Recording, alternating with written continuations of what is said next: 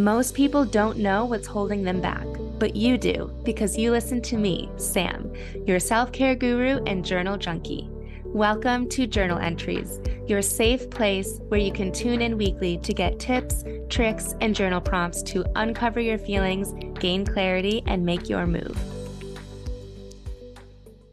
Welcome to this week's journal entry. Thank you so much for tuning in. I so appreciate you. I think that you're going to enjoy this week's entry. It's all about habits and how to break the quote unquote bad habits that we feel that we have. And I feel like bad habits, the reason I put them in air quotes is because those are debatable. It's different for everybody. And who's to say that it's necessarily bad? It's just a different way of doing something. But I know how it feels to not like something that you do. And so today I'm going to walk you through a way that you can actually break that habit through journaling. And there are actually, I believe, two ways to do this. The first way that I like to break a habit is by questioning why I do it. What I would be doing if I weren't doing that habit, how that habit makes me feel, what I'm protecting myself from, or what I'm avoiding potentially by not doing what I feel like I should be doing. It's super effective to just come at that habit from all angles, play the devil's advocate, and just see what bubbles up. However, doing that requires you to dig deep, right?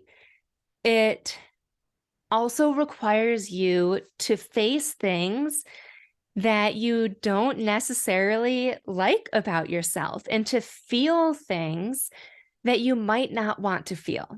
And I didn't necessarily realize all of that. Like maybe not everyone wants to feel the feels. Maybe not everyone wants to dig deep until I was talking to my twin sister about one of her habits. And she said that she knows that she wants to journal about it, but she knows that in doing so, she's going to have to dig deep. She's going to be reminded of things that she doesn't like about herself. And so she purposely is just putting it off. Like she still hasn't addressed it because she doesn't want to go through that. And I want to say one thing quickly is that I do guide you through that process of like all those questions that I just asked above or earlier is I guide you through that in my 5-day journal guide, which I'll link in the show notes. But while I love that approach and really enjoy it, after hearing my sister's perspective on that, I realized that we don't need to go super deep all the time.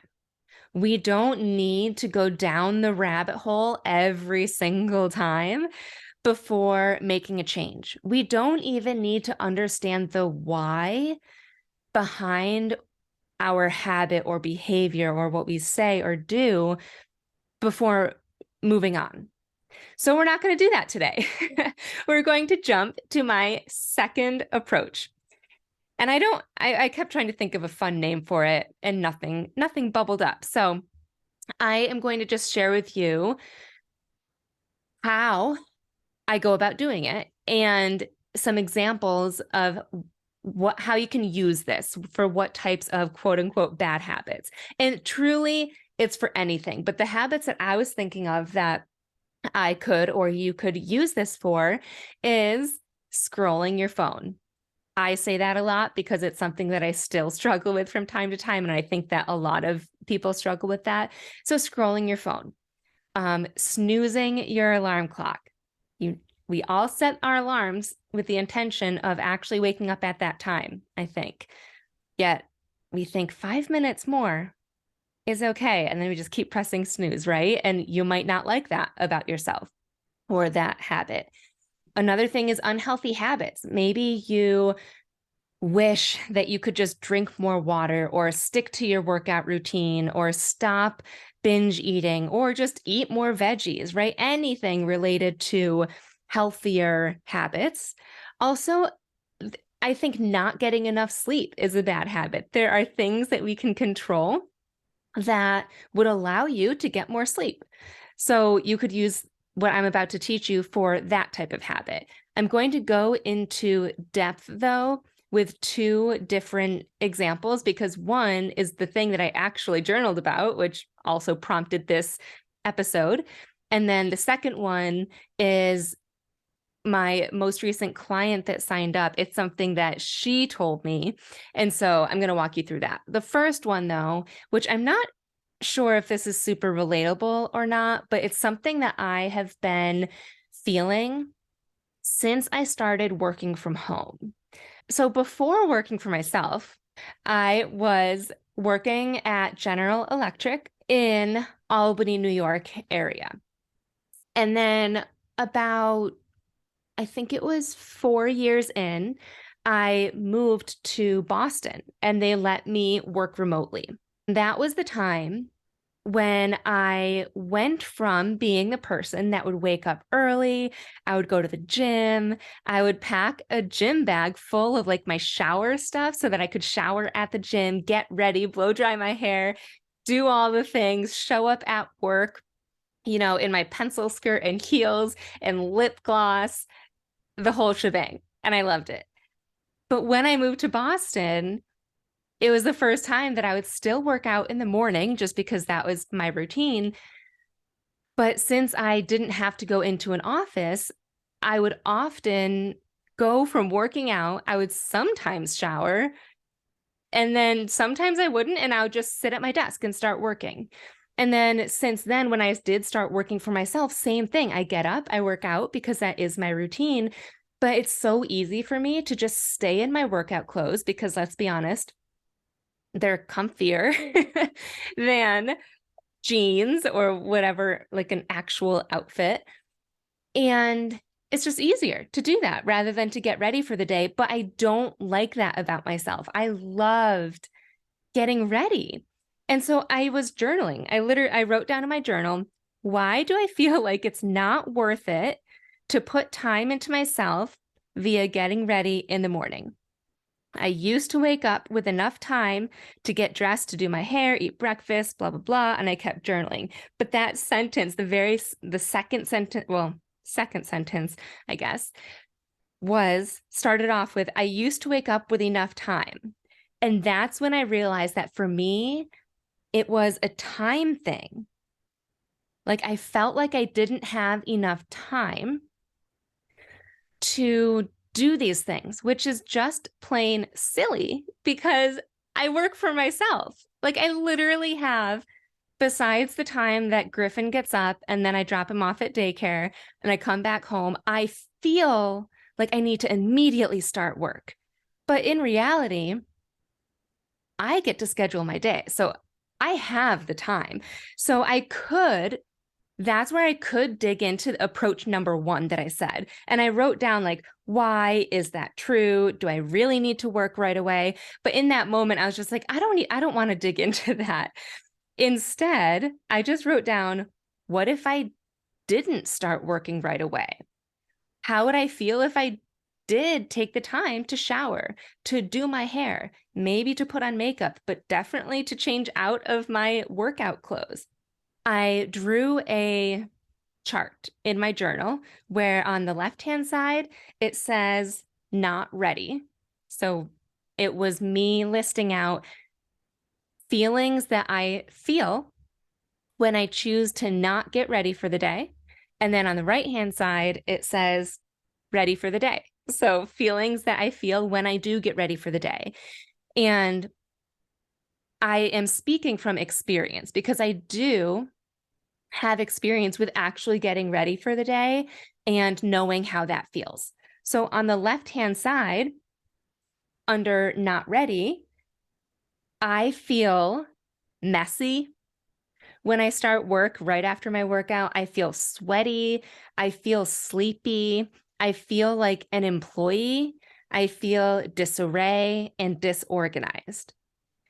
When I take the time to get ready for the day, and then I start work, I feel clean, I feel inspired, I feel confident, I feel organized, and I feel like a boss.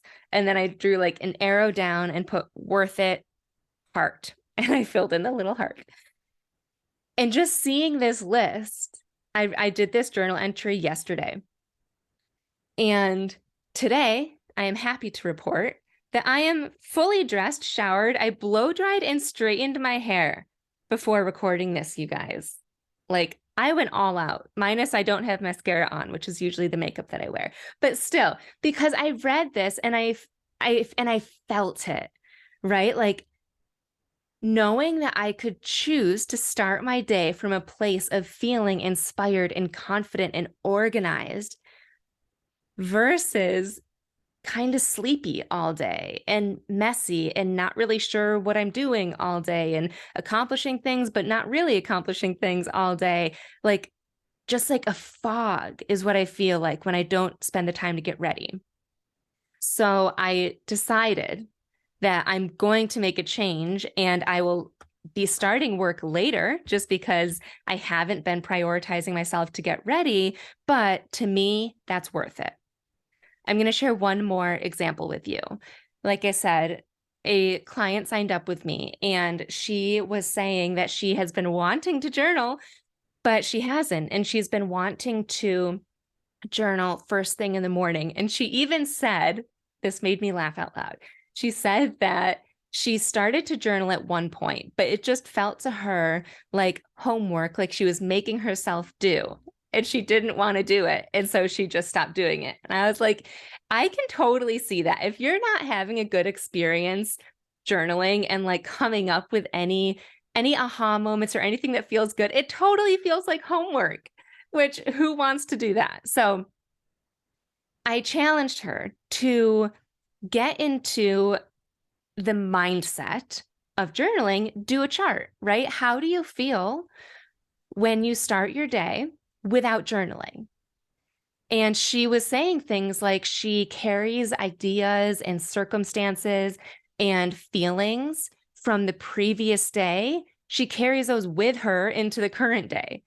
She feels mentally clouded. She feels exhausted, even though she just slept for a full night, right? So also kind of groggy. And so then I challenged her to think about how she would feel if she did wake up a little bit earlier and journaled. I offered this to her because this is something that she doesn't necessarily have that much experience with. So I said that for me, I feel a sense of clarity, right? You can sort out all of those ideas and circumstances and feelings from the previous day. You can sort it out. You can deal with it so that you're starting today with a clear mind, right? You can feel peaceful. You're starting the day off right. You have more energy. And starting your day this way, why wouldn't you want to wake up a little bit earlier to journal, right? So just taking a second and picking your habit. So pick one habit. That's what I would love for you to do.